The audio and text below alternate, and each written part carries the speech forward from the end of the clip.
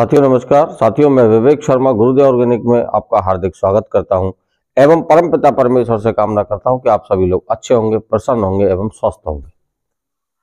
साथियों जैसा कि हम सभी लोगों को पता ही है कि हम समय समय पर चर्चाएं करते रहते हैं और पिछले वीडियोज को आप लोगों ने काफ़ी सराहा है, काफ़ी सपोर्ट किया है हमको और माने कह सकते हैं कि बहुत अच्छा प्यार आप लोगों का देखने को हमें मिला है। तो आगे भविष्य में भी हम इसी प्यार की उम्मीद आप लोगों से किए हैं और आप लोगों के लिए नए नए कंटेंट लाने का ये हमारा आपसे वादा है। तो साथियों आज हम एक ऐसे विषय पर चर्चा करेंगे और एक उपाय के बारे में चर्चा करेंगे जो हमारे किसान साथियों के लिए बहुत जरूरी है फिलहाल अभी की परिस्थिति और अभी की फसल के हिसाब से।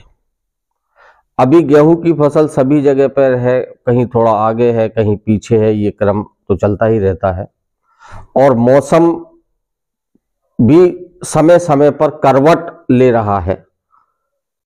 अभी तक कोहरे की धुंध छाई हुई थी, अब अधिकतर जगहों पर देखा जा रहा है, विशेष हमारे यहाँ पर भी है कि कभी बादल है, बारिश भी हो चुकी है और माने अभी मौसम करवट वाला ही कह सकते हैं।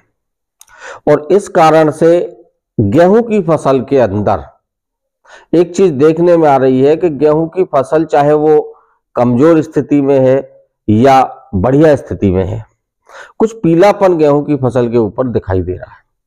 काफी साथियों के फोन भी आए हैं, व्हाट्सएप मैसेजेज भी मिले हैं इसी बात को लेकर के। तो उसी पीलेपन को लेकर के हम आज चर्चा करने वाले हैं। रही केमिकल की बात, तो केमिकल में बहुत सारे ऑप्शंस आप लोगों को रेडीमेड भी मिलते हैं। यहां हम जैविक गेहूं की बात करना चाहेंगे, जो हमारे साथी जैविक गेहूं कर रहे हैं और इस समस्या से ग्रसित हैं, पीलेपन वाली समस्या से वो लोग ग्रसित हैं। तो वो ऐसा क्या उपाय अपनाएं जिससे कि उनको भी तुरंत असर उसका दिखाई देने लगे। और विशेषकर OWDC आधारित खेती करने वाले किसान साथियों के लिए ये बहुत लाभदायक फॉर्मूला है। काफी किसान साथी इसको प्रयोग भी करते हैं और काफी किसान साथी जो शायद जो नए हमसे जुड़े हैं उनको जानकारी अगर नहीं होगी तो उनके लिए बहुत ही लाभकारी वीडियो होने वाला है। आज हम बात करेंगे OWDC ओरिजिनल वेस्ट डिकम्पोजर, गाढ़ा गौमूत्र, इन दो चीजों को लेकर के और OWDC के द्वारा बनाए गए दो सह उत्पाद जिनका कि हम बार बार कई वीडियोज में जिक्र कर चुके हैं। पहला होगा गाढ़ा गौमूत्र और दूसरा पहला जो सह उत्पाद होगा वो होगा हमारा पत्थरों का अर्क, स्टोन एक्सट्रैक्ट, और दूसरा हमारा होगा गोट मैन्योर, बकरी की एंडी की खाद, तरल खाद। दो ये हो गए, एक हमारा OWDC हो गया और एक हमारा गाढ़ा गौमूत्र हो गया। माने हमारे चार चीज हमारे पास होनी चाहिए, इनका प्रयोग करेंगे। अब इनका प्रयोग कैसे करना है, बात यहां हमको समझनी है। काफी साथी हैं, आज हमारे एक साथी हमसे पूछ रहे थे कि हमने गाढ़ा गौमूत्र और OWDC का स्प्रे किया तो हमारी तो फसल में मतलब जलने जैसी स्थिति लगने लगी।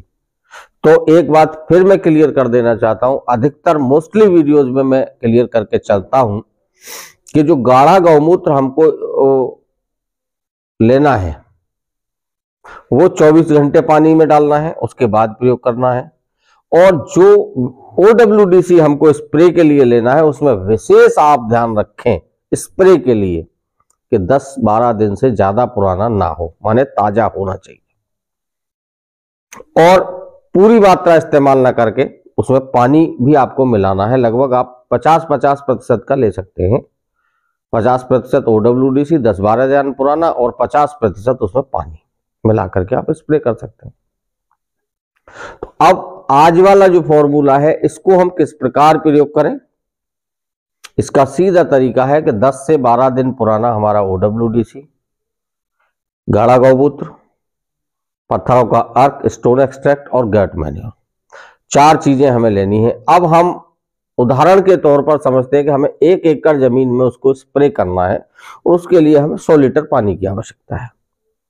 तो हमको 10% तो स्टोन एक्सट्रैक्ट लेना है और 10% ही हमको लेना है गॉट मैन्योर, माने 10-10 लीटर दोनों। 10-10 लीटर ये हो गए।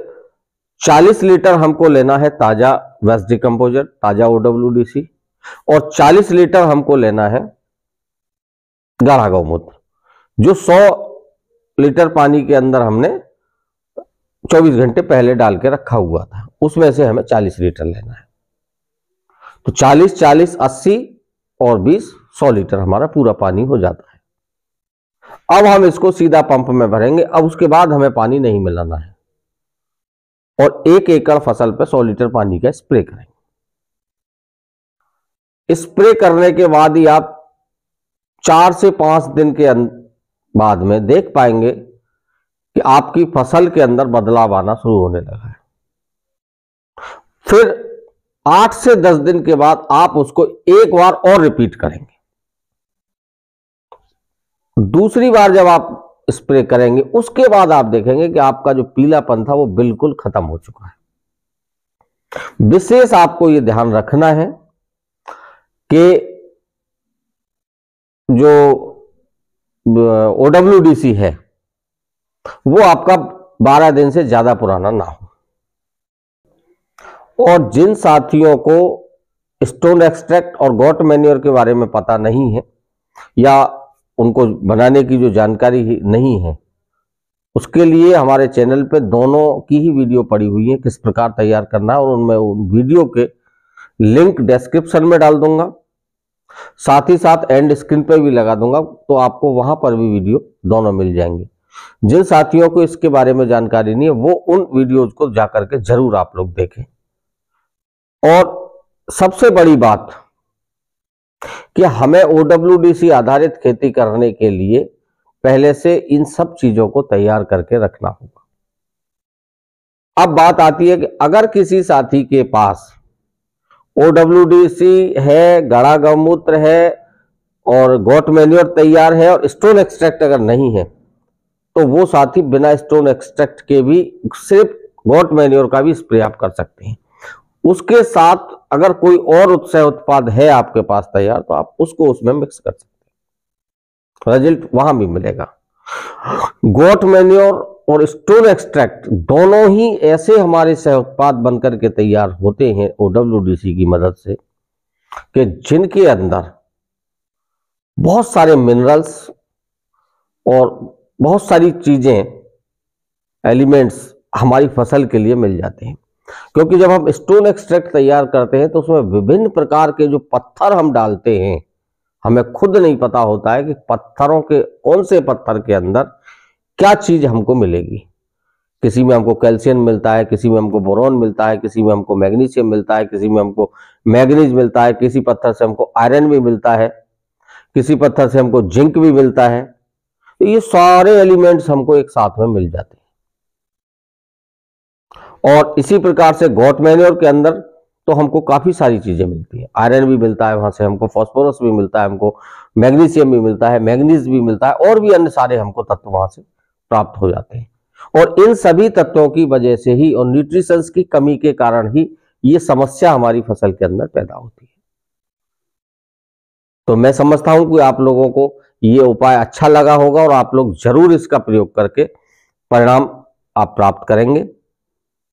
और आप इसी प्रकार से हम लोगों को प्यार देते रहेंगे। और हमारी वीडियो अगर आपको अच्छी लगती है तो फिर मैं आपसे कहना चाहूंगा, एक बार गुजारिश करना चाहूंगा कि वीडियोज को शेयर जरूर किया करें, जिससे कि नए साथियों तक पहुंचने में आप लोगों की मदद हमें मिल सके। तो मिलते हैं एक नई वीडियो में नई जानकारी के साथ में। तब तक के लिए मैं आपसे विदा चाहता हूं। जय जवान, जय किसान, जय हिंद।